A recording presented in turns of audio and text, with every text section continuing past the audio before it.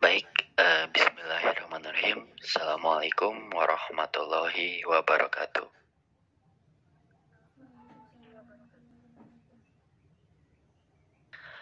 Alhamdulillahirrahmanirrahim. Pada kesempatan kali ini kita masih bisa hadir pada Jimit kali ini.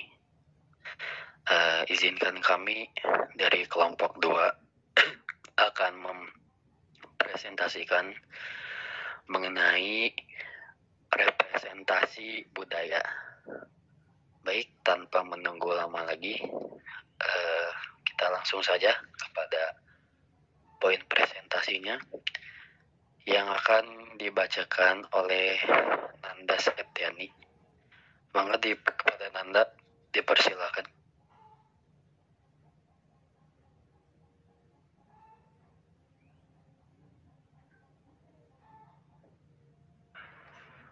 Baik, terima kasih moderator. Saya akan menjelaskan poin dari definisi representasi. Chris Barker menyatakan bahwa representasi merupakan sebuah wujud pembahasan utama dalam kehidupan sosial.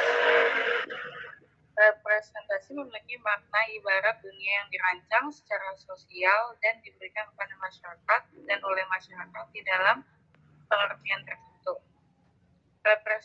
Representasi berarti menggunakan bahasa untuk menyampaikan sesuatu yang mengandung makna atau mempresentasikan kepada orang lain. Wujud dari representasi ini dapat berupa kata, gambar, cerita, dan sejenisnya yang dapat mewakili gagasan, emosi, kebenaran, dan sebagainya. Representasi berpegang pada simbol dan image yang telah tersedia dan dimengerti secara budaya atau kebiasaan dalam pemahaman bahasa dan penandaan yang banyak jenisnya secara bersangkutan. Sekian dari saya kembalikan kepada moderator. Baik, terima kasih Nanda atas bacaan materinya. Kemudian materi selanjutnya akan dibacakan oleh Putri Aditya. Mangga kepada Putri Aditya saya persilakan.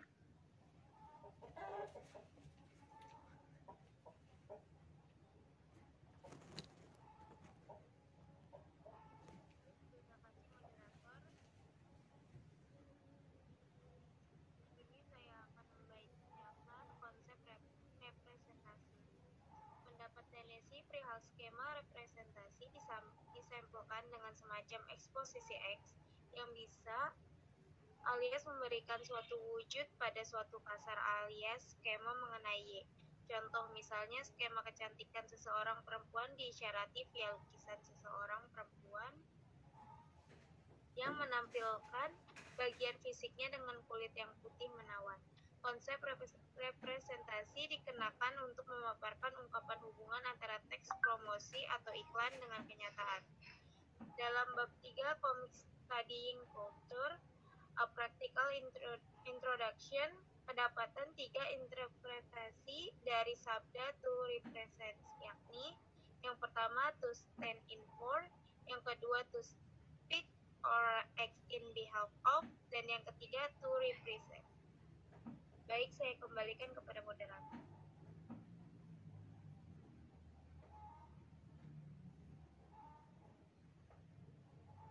Terima kasih Putri Aditya. Selanjutnya materinya akan dibacakan oleh saya.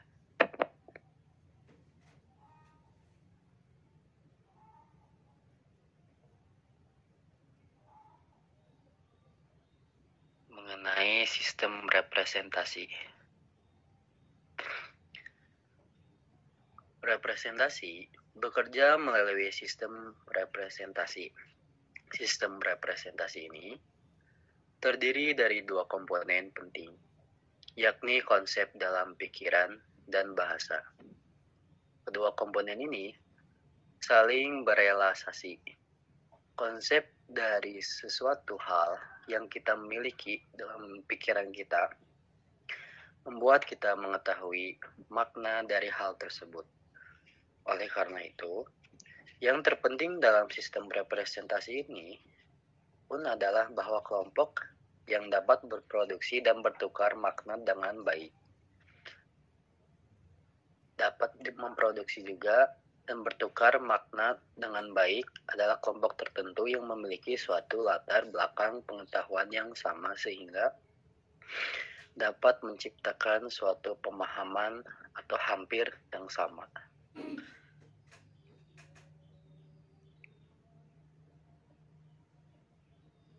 Selanjutnya, untuk materi yang mengenai teori representasi akan dibacakan oleh Ririn Safitri. Kepada Ririn, saya persilahkan. Teori representasi. Teori representasi dibagi menjadi 3 bagian. Yang pertama yaitu reflective approach yang menjelaskan bahwa bahasa fungsi seperti cermin yang merefleksikan arti yang sebenarnya. Di abad keempat sebelum Masehi, bangsa Yunani yang memiliki istilah sebagai mimetik, misalnya mawar yang berarti mawar yang ada arti lain. Yang kedua yaitu international approach, di mana bahwa bahasa digunakan mengekspresikan arti personal dari seseorang penulis, pelukis, dan lain-lain. Pendekatan ini memiliki kelemahan karena menganggap bahasa sebagai permainan privat, sementara di sisi lain menyebutkan bahwa esensi bahasa alih berkomunikasi didasarkan pada kode-kode yang telah menjadi konvensi di masyarakat. Yang ketiga yaitu constructionist approach, yaitu pendekatan yang menggunakan sistem bahasa atau sistem apapun untuk mempresentasikan konsep kita. Pendekatan ini tidak berarti bahwa kita membangun arti dengan menggunakan sistem representasi, namun lebih pada pendekatan yang bertujuan mengartikan suatu bahasa. Sekian, terima kasih. Saya kembalikan kepada moderator.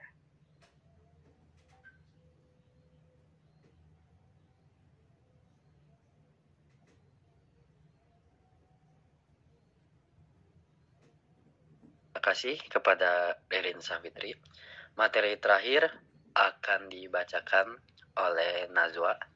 Bangga, dipersilakan kepada Najwa. Saya persilakan. Baik, terima kasih moderator. Bentuk-bentuk representasi itu ada 5. 1. Representasi sebuah tanda. Thwaites mengungkapkan bahwa tanda budaya dapat berasosiasi atau menggantikan tanda lain dengan cara yang kompleks. Ia membagi jenis-jenis interaksi dalam tanda-tanda budaya menjadi 3 bagian, yaitu 1. Metafora, yaitu proses interaksi tanda yang berupa perbandingan secara implisit atau eksplisit terhadap sebuah tanda. Metafora membentuk sebuah preposisi. Yang kedua, ada metonimi, adalah proses interaksi tanda yang berupa asosiasi makna. Yang ketiga, ada konotasi dan denotasi. Menurut Barthes, merupakan 2 jenis penandaan yang disebut dengan first order atau denotasi dan second order atau konotasi. Denotasi yaitu sesuatu yang dapat didefinisikan secara harfiah, nyata, jelas, dan umum. Kalau konotasi adalah sesuatu yang merujuk kepada sosiokultural dan asosiasi personal yang terkait dengan emosi, ideologi, kelas, usia, gender, dan etnisitas. Kedua, ada representasi dalam sebuah film. Karakteristik film sebagai media massa juga mampu membentuk semacam konsensus publik secara visual, karena film selalu bertautan dengan nilai-nilai yang hidup dalam masyarakat dan selera politik. Dengan kata lain, film merangkum pluralitas nilai yang ada di dalam masyarakat. Film mampu menangkap gejala-gejala dan perubahan yang terjadi dalam masyarakat yang kemudian disajikan kembali kepada masyarakat untuk mendapat apresiasi. Sebagai salah satu media komunikasi, film mengandung berbagai pesan yang ingin disampaikan oleh penciptanya. Pesan tersebut dibangun dari berbagai macam tanda yang terdapat dalam film. Bagaimanapun hubungan antara film dan ideologi kebudayaannya bersifat problematis karena film adalah produk dari struktur sosial, politik, budaya, tetapi sekaligus membentuk dan mempengaruhi struktur tersebut. Yang ketiga ada representasi dalam bentuk komik. Komik merupakan produk kebudayaan populer yang merupakan bagian dari ekonomi kreatif. Meskipun fungsi utama komik ialah hiburan, tidak dapat dipungkiri bahwa komik memiliki tujuan untuk menyampaikan pesan moral dari kisah yang diceritakannya. Lebih lanjut lagi, komik menjadi medium kreatif bagi orang-orang yang ingin menyuarakan pendapat tentang peristiwa yang perlu dikritisi oleh masyarakat.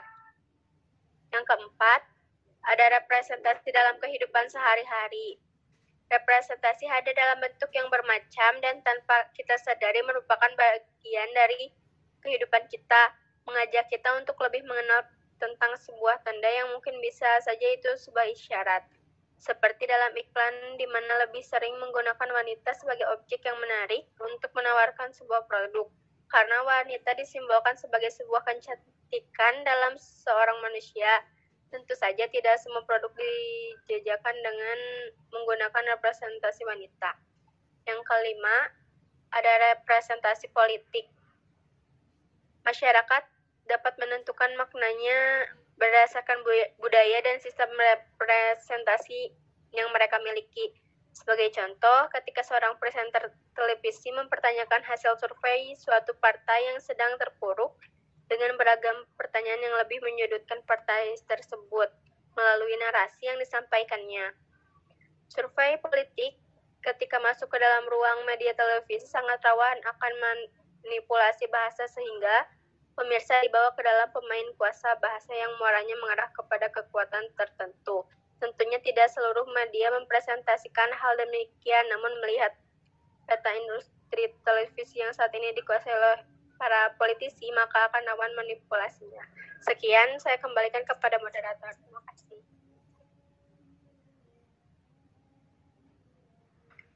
Terima kasih Nazwa atas presentasinya.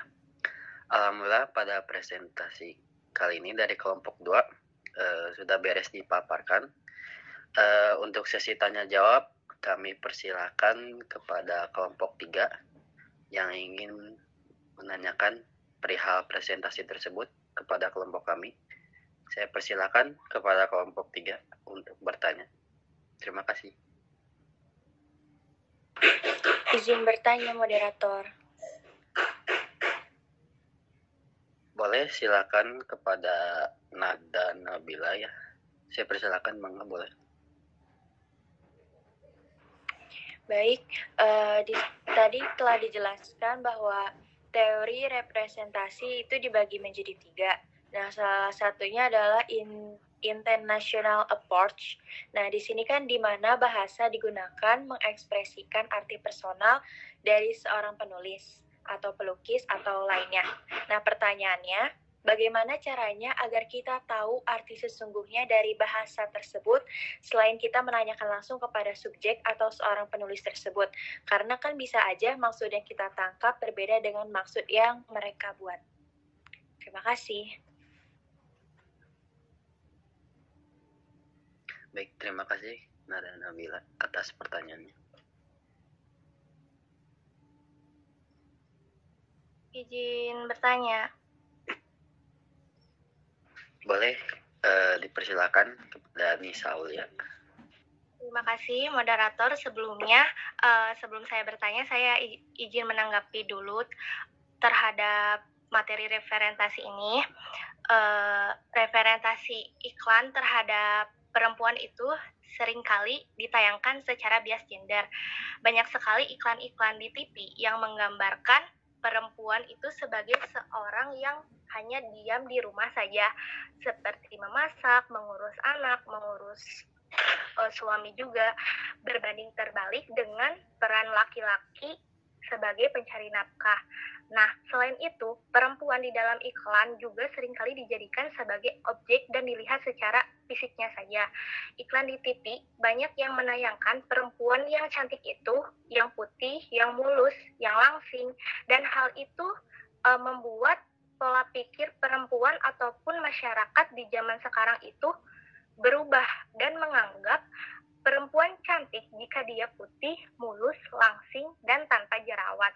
Padahal perempuan itu cantik, semua perempuan cantik dan memiliki keunikannya tersendiri. Kita semua sebagai perempuan memiliki khas dan kelebihannya masing-masing.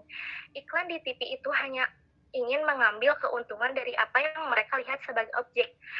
Karena kita hidup gitu di zaman kapitalisme yang hanya menganggap atau melihat perempuan itu sebagai objek semata, tanpa tahu mungkin jika representasi perempuan pada iklan itu membuat pola pikir kita sendiri itu berubah gitu. Namun ada juga beberapa iklan atau representasi iklan yang menayangkan laki-laki sedang mengerjakan pekerjaan rumah, dan hal itu bisa saja merubah pola pikir masyarakat jika tidak apa-apa loh laki-laki mengerjakan pekerjaan domestik.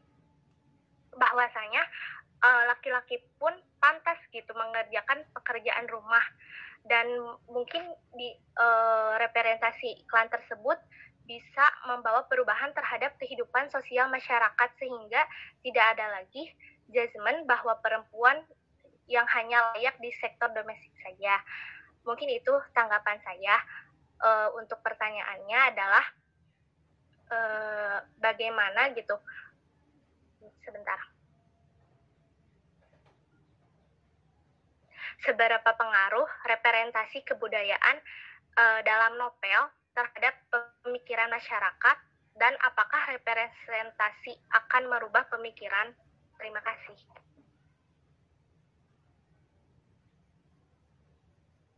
Terima kasih kepada Nisa Aulia atas tanggapannya dan juga pertanyaannya.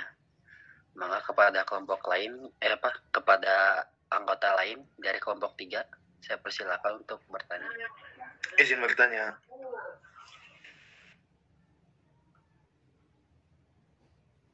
Boleh, kepada Nova, Ari, saya persilakan. Dalam makalah itu kan saya membaca ada yang ada yang Chris Baker, dari ahli Chris Baker. Nah, di dalam cultural study apa aja ada pendekatan nggak gitu dalam teori cultural study? Terima kasih.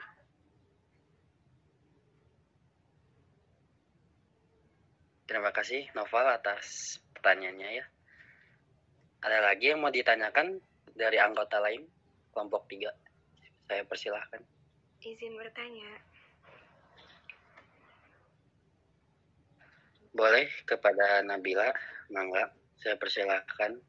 Assalamualaikum warahmatullahi wabarakatuh. Saya Nabila Zulfanida, perwakilan dari kelompok 3, izin bertanya. Bagaimana contoh representasi dari dalam sebuah film? Terima kasih. Terima kasih kepada Nabila atas pertanyaannya.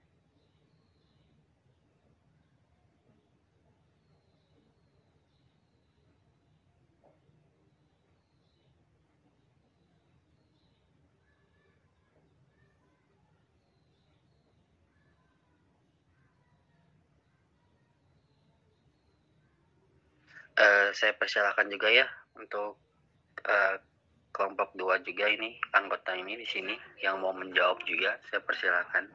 Dari sekarang juga nggak apa-apa, boleh.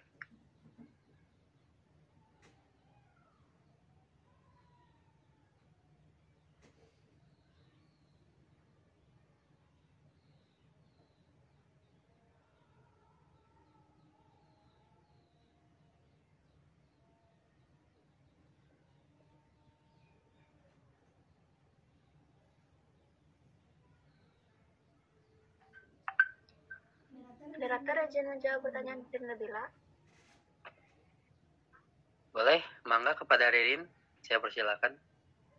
Tadi pertanyaannya bagaimana contoh dari representasi dalam film.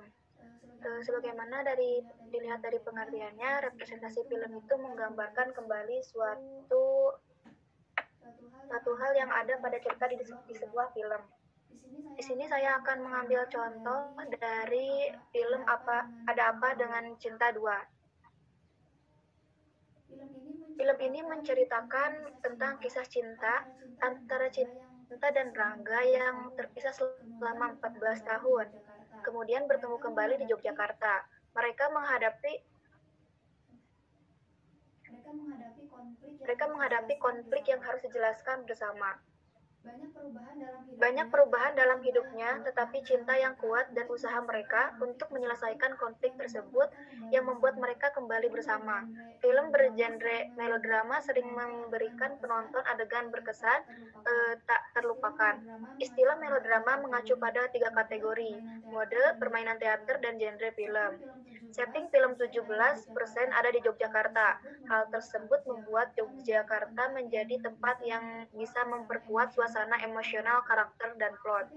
Setting Yogyakarta mempunyai hubungan dengan karakter tokoh utama. Beberapa setting menjadi simbolik dalam menampilkan representasi Yogyakarta sebagai kota seni. Sekian, terima kasih. Saya kembalikan pada moderator. Terima kasih kepada Ririn Safitri atas jawabannya. Enggak, yang lain bila mau ingin menjawab juga, saya persilahkan. Ada yang ingin menambahkan ataupun menyanggah juga saya persilahkan. Izin bertanya, boleh nggak? Oh ya, Nizar dari kelompok 3 ya, sok mangga persilahkan. Ya, belum. Mau bertanya,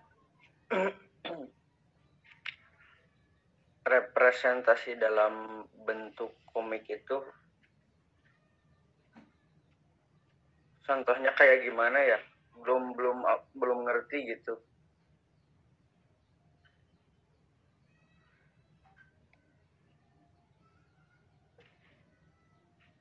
Kan di makalahnya dijelasin ya ada representasi dalam bentuk komik. Nah itu kayak gimana dan tujuannya buat apa gitu. Terima kasih. Ya, baik. Terima kasih kepada Nizar atas pertanyaannya.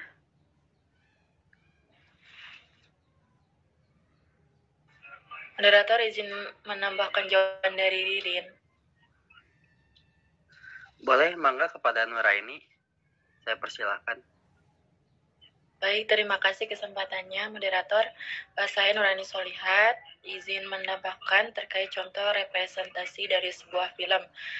Saya mengambil judul film yang berjudul Tenggelamnya Kapal Vanderwijk, yang mana di dalamnya menceritakan seorang pria yang bernama Zainuddin yang merantau ke tempat kelahiran ayahnya di Batipu, Padang, tepatnya dengan tujuan untuk belajar agama. Lalu kemudian ia bertemu dengan seorang gadis yang bernama Cahyati dan berniat. Sayangnya hubungan mereka tidak mendapatkan restu dari beberapa pihak dengan alasan Zainuddin tidak memiliki asal-usul suku dan adat yang jelas dan juga tidak cukup memiliki kekayaan, sehingga mereka dianggap tidak cocok untuk bersanding karena status sosialnya yang berbeda dengan Cahyati yang memiliki seorang paman yang merupakan seorang penghulu adat Minangkabau yang mampu memisahkan keduanya. Nah, dalam film ini sudah jelas bahwa paman dari Cahyati sangat menjunjung tinggi adat Minangkabau, yang mana masing-masing suku mereka itu dianggap sebagai suku bangsa yang loyalis. Mereka mementingkan hal-hal seperti harta, uang, jabatan, pendidikan, dan sebagainya. Nah, selain itu, masyarakat Minangkabau mempunyai pemahaman yang religius dan kulturalisme yang tinggi dan mencirikan masyarakat yang agamis, berbudaya tinggi, dan mengakar di seluruh tatanan masyarakat Minangkabau. Mungkin itu, moderator. Terima kasih. Terima kasih kepada Nuraini atas penambahan jawabannya. Mangga yang lain jika ingin ada yang menambahkan ataupun menyanggah, saya persilahkan ya. Izin menambahkan. Mangga kepada Neng Sania, saya persilahkan. Terima kasih banyak kepada moderator untuk kesempatannya. Tadi sudah dijelaskan bahwasannya contoh dari representasi melalui film tidak dijelaskan oleh Nuraini, dan selain itu bisa diambil contoh dari film yang berjudul Gagal, yang The Act of Killing itu. Dalam film tersebut penuh dengan adegan yang menggambarkan kekejaman pembunuhan orang-orang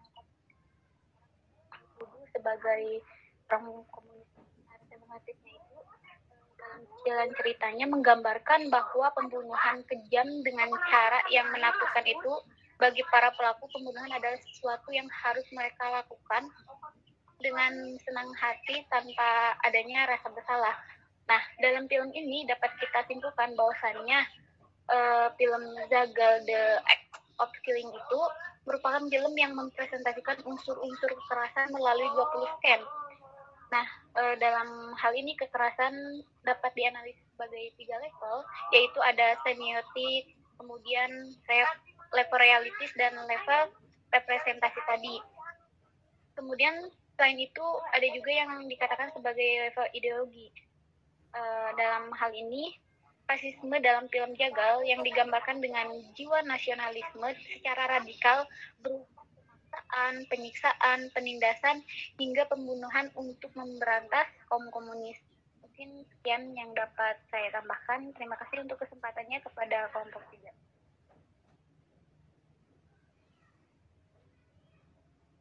Terima kasih kepada Neng Sania atas penambahan jawabannya. Mangga yang lain juga jika ingin ada yang menjawab pertanyaan Anda. Oh iya, boleh kepada Putri Aditya, saya persilahkan. Baik, terima kasih. Selain bertanya langsung kepada pencipta karya tersebut, maka ada yang namanya pendekatan konstruksionis yang dimana suatu teks dapat dimaknai sesuai dengan konstruksi makna dari bahasa yang dipakai. Dengan pendekatan konstruksionis, siapapun yang menemukan teks bisa memaknai teks tersebut menurut apa yang dia mengerti, seperti mencari tahu sinonim kata dari sebuah teks yang sulit dipahami untuk menemukan arti atau makna dari kalimat itu sendiri. Terima kasih.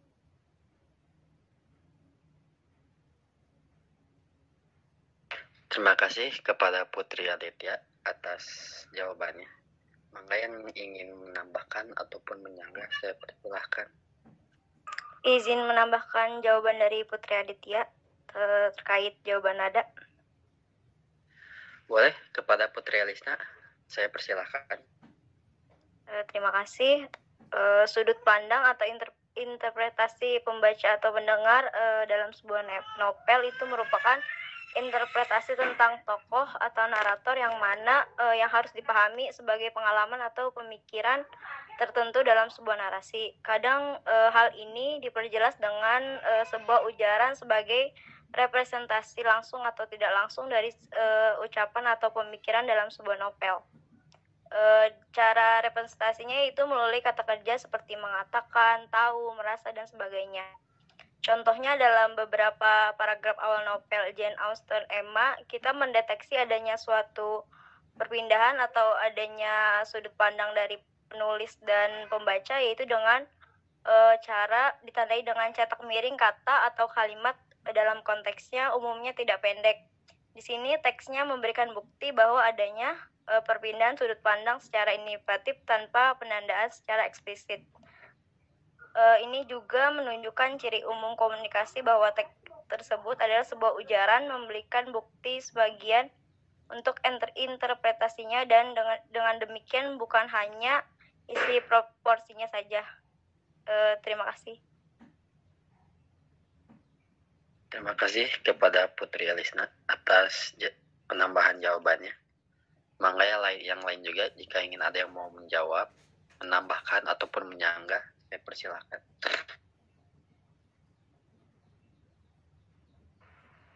Moderator izin menjawab pertanyaan dari Naufa. Persilakan kepada Nanda. Terima kasih. Tadi pertanyaannya pendekatan yang dipakai dalam Cultural Studies Chris Becker. Jadi pendekatan dan paradigma yang digunakan Cultural Studies menurut Becker itu adalah etnografi. Etnografi ini menurut James Spratly, metode ini menjelaskan fakta atau realitas sosial secara mendalam. Jadi memahami realitas sosial apa adanya yang berdasarkan struktur pengalaman subjek. Ia menangkap makna yang ditemukan pada peristiwa atau subjek yang diteliti yang bersifat belajar dari masyarakat. dan tidak hanya mempelajari masyarakat. Terus ada semiotika, pascastrukturalis, deskonstruksi, dan studi resepsi.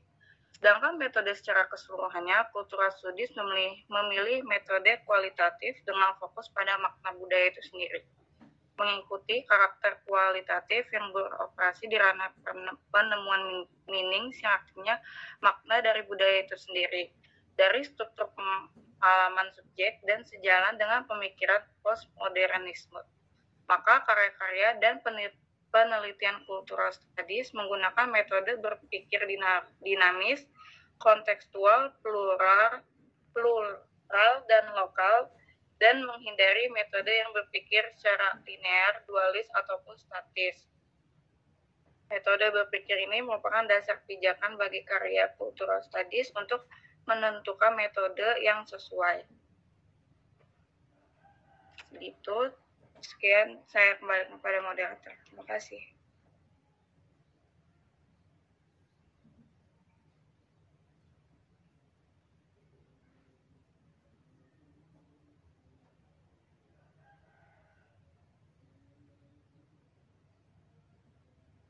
Terima kasih kepada Nanda atas jawabannya. Saya izin menjawab pertanyaan mengenai Nizar Helmi ya. Saya mencoba menjawab terkait pertanyaan bagaimana contoh dari representasi yang melalui komik ya. Sebelumnya saya jelaskan dulu ya, Nizar. Jadi representasi itu kan berasal dari bahasa Inggris atau representation, yang berarti perwakilan, gambaran, ataupun penggambaran. Secara sederhananya, representasi dapat diartikan sebagai gambaran mengenai suatu hal yang terdapat dalam kehidupan yang digambarkan melalui suatu media. Nah, contohnya itu kan tadi yang ditanyakan kan adalah komik ya. Nah, contohnya terdapat komik ya, buku. Nah, dari sini tuh ada representasi mengenai dakwah ya. Untuk nanti komik itu mengenai dakwah. Nah, judul komiknya adalah 99 Pesan Nabi ya, judulnya itu. Nah, ini adalah kategori representasi dakwah yang terkumpul dari komik 99 Pesan Nabi. Nah, dalam komik tersebut ada suatu pesan yang menjelaskan mengenai tentang akhlak yang sebanyak 51 pesan. Nah, juga berdasarkan hasil tabel jumlah dari kategori akhlak terpuji yaitu 22 pesan, akhlak tercela sebanyak 23 pesan, dan akhlak kepada manusia 5 pesan. Jadi yang dimaksud adalah sebanyak pesan-pesan tersebut itu, jadi hal-hal yang dapat kita pelajari dalam komik, pesan-pesan juga makna yang bisa diambil dari komik tersebut, begitu. Nah, jumlah pesan akhlak yang paling banyak adalah dalam komik tersebut, yaitu mengenai anjuran menjauhi akhlak tercela dan mematuhi akhlak terpuji. Ya, jadi dalam komik tersebut tidak hanya suatu larangan ataupun suatu hal yang memang harus kita jauhkan, juga ada manfaatnya dari komik tersebut juga gitu. Jadi tidak selamanya dalam komik itu hanya menceritakan suatu kisah gitu. Jadi ada sisi baiknya juga dan sisi buruknya itu yang harus kita jauhi gitu, pesan-pesan yang bisa diambil. Kira-kira seperti itu Nizar. Mangga apabila ada yang mau menambahkan ataupun menyanggah, saya persilahkan. Izin menambahkan. Boleh, kepada Reka Rezis, saya persilahkan. Baik, terima kasih kepada moderator. Komik merupakan media tempat berbagi ideologi. Dapat direpresentasikan salah satunya contoh mengenai independensi perempuan. Selama ini perempuan biasanya ditampilkan sebagai gender yang dependen, sedangkan laki-laki sebagai gender yang independen. Hal ini terjadi tidak hanya pada komik yang ditujukan untuk pembaca perempuan, akan tetapi juga pembaca laki-laki. Komik One Piece hadir sebagai salah satu komik paling populer yang masih bertahan hingga sekarang. Meski masih didominasi oleh karakter laki-laki, komik One Piece juga memiliki karakter perempuan yang memiliki kekuatan dan peranan penting dalam ceritanya. Salah satu karakter penting dalam ceritanya adalah perempuan bajak laut, yaitu Buah Hancock. Penelitian berjudul Representasi Independensi Perempuan dalam komik ini bertujuan untuk meneliti bagaimana bentuk representasi perempuan menurut Baxter dan Emily. Sekian, terima kasih. Terima kasih kepada Rekan Davis atas penambahannya. Mangga yang lain juga bila ingin ada yang mau menambahkan juga, saya persilakan. Izin menambahkan. Boleh, saya persilakan Nazwa. Baik, terima kasih moderator. Komik merupakan produk kebudayaan populer yang merupakan bagian dari ekonomi kreatif. Di era revolusi industri 4.0, komik semakin berkembang, termasuk juga di Indonesia. Komik hadir dalam bentuk digital yang dapat diakses dengan mudah dan dengan cara yang beragam.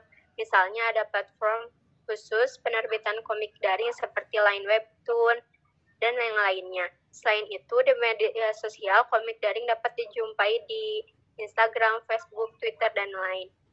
Pada dasarnya, komik merupakan media komunikasi visual yang unik karena menggabungkan teks dan gambar dalam bentuk yang kreatif, serta mempunyai kekuatan untuk menyampaikan informasi secara populer dan mudah dimengerti. Kelebihan komik tersebut dimanfaatkan untuk mengungkapkan kritik melalui komik.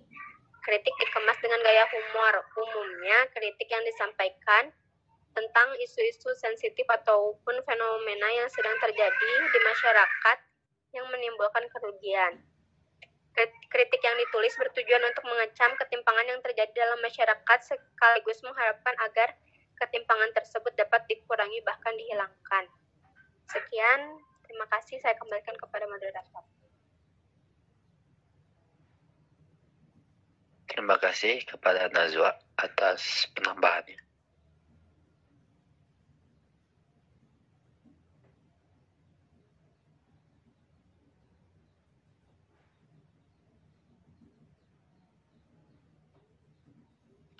Jika tidak ada yang menambahkan, mau menjawab pertanyaan dari Nisa, moderator? Boleh, dipersilakan, Nazwa. Baik.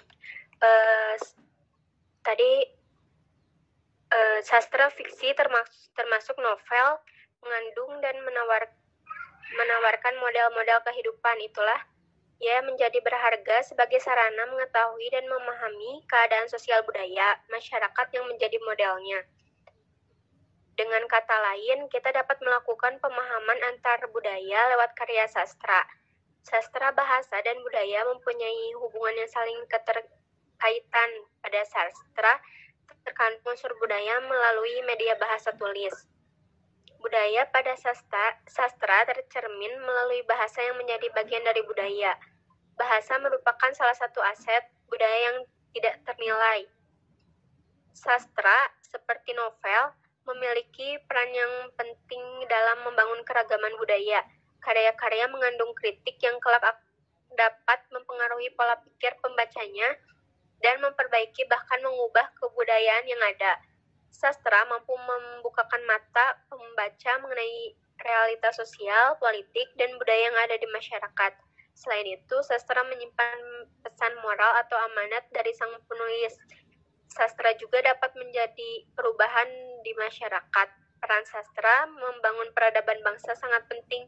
Melalui karya sastra, ujar seseorang tidak hanya mengembangkan imajinasi yang bisa digunakan untuk membangun bangsa, tetapi juga bisa sebagai media untuk mewariskan nilai kearifan lokal kepada generasi muda. Peran sastra membangun peradaban bangsa sangat penting. Melalui karya sastra, seorang tidak hanya mengembangkan imajinasi yang bisa digunakan untuk membangun bangsa, tapi juga sebagai media untuk mewariskan nilai lokal kepada generasi muda. Mungkin sekian, bila ada yang menambahkan, silakan. Saya kembalikan kepada moderator.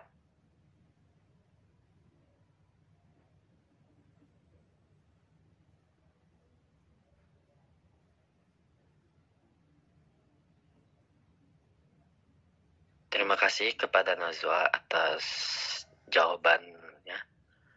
Alhamdulillah pada termin pertama dari pertanyaan kelompok 3 sudah terjawab semua.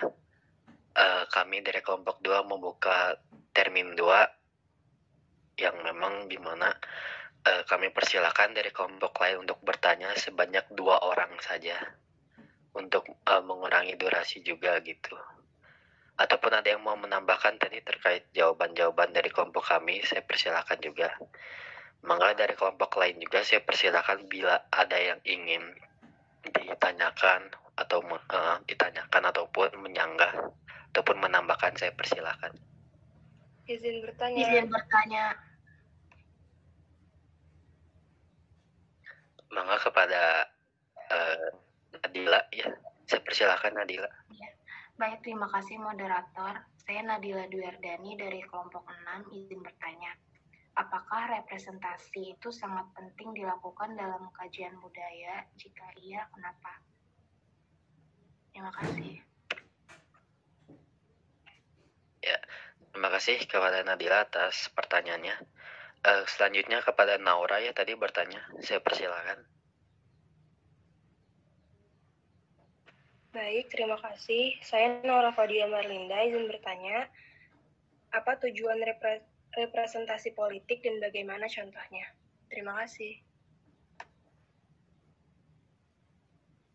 Baik, terima kasih kepada Naura. Izinkan kami dari kelompok 2 untuk mendiskusikan perihal pertanyaan tersebut ya. Terima kasih.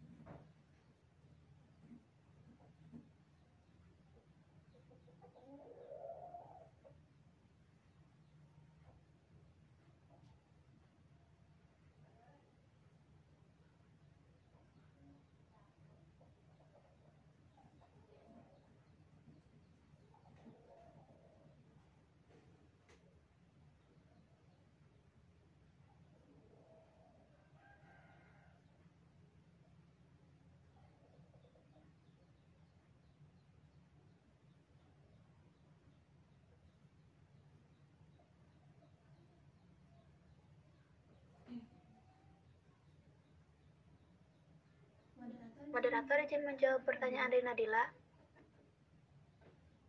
Dipersilakan kepada Ririn Savitri untuk menjawab. Pertanyaannya, apakah representasi sangat penting dilakukan dalam kajian budaya? Jika iya, kenapa? Menurut Stuart Hart, representasi itu sangat penting dalam budaya karena representasi ini digunakan untuk praktek memproduksi kebudayaan. Kebudayaan merupakan konsep yang sangat luas. Kebudayaan menyangkut pengalaman berbagi seseorang dikatakan berasal dari kebudayaan yang sama jika manusia-manusia yang ada di situ membagi pengalaman yang sama, membagi kode-kode kebudayaan yang sama, berbicara dalam bahasa yang sama, dan saling berbagi konsep-konsep yang sama. Itu saja, terima kasih. Saya kembalikan pada moderator.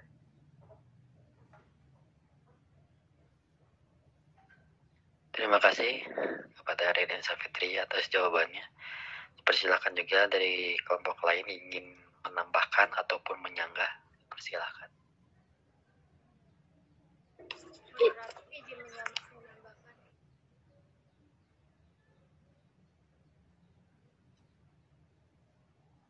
Iya, boleh. Persilakan. Baik, fungsi dari representasi politik ini sendiri antara lain sebagai kontrol publik terhadap pemerintah. Artinya representator harus memastikan bahwa kebijakan yang diambil oleh pemerintah benar-benar kebijakan yang responsif terhadap masyarakat. terjun ke masyarakat merupakan tugas dan kewajiban seorang representator politik karena ia telah dipilih secara politik oleh masyarakat untuk menjadi representator. Hal ini untuk mengetahui apa yang sesungguhnya dibutuhkan oleh masyarakat. Baik, terima kasih.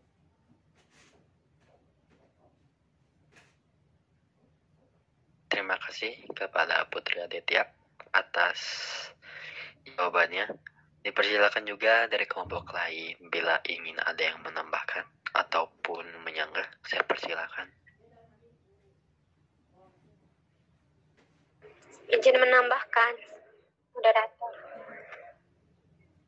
Boleh kepada Najwa, saya persilakan. Ya, baik, terima kasih. Dalam pembicaraan kita, representasi merujuk kepada konstruksi segala bentuk media terhadap segala aspek realitas atau kenyataan, seperti masyarakat, objek, peristiwa, hingga identitas budaya. Representasi ini bisa berbentuk kata atau tulisan, bahkan juga dapat dilihat dalam bentuk gambar bergerak atau film.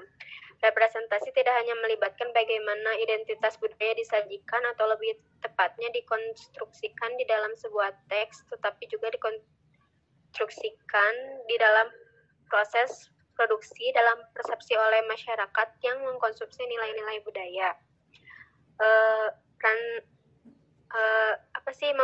Peran representasi juga membangun peradaban yang sangat penting. Lebih banyaknya melalui karya sastra, seorang bisa membukakan imajinasi mereka dan menjelaskan kepada yang lain mengenai hal itu untuk mewariskan nilai kearifan lokal kepada generasi muda. Terima kasih.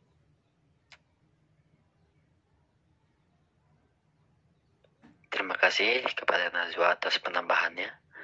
Kami persilakan juga dari kelompok lain juga jika ingin ada yang menambahkan ataupun menyanggah, saya persilakan.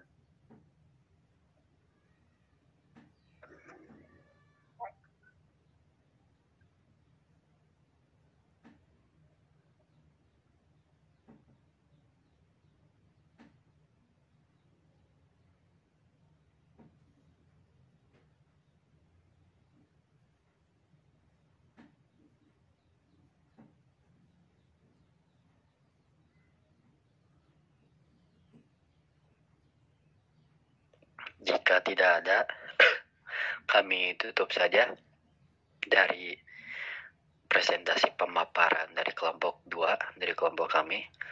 Sebelumnya kami juga minta maaf apabila ada pun kesalahan dari penyebutan kata ataupun hal lainnya. Terima kasih juga kepada teman-teman semuanya yang sudah hadir pada Jimit pagi hari ini. Sekian dari kelompok kami. Terima kasih. Assalamualaikum warahmatullahi wabarakatuh.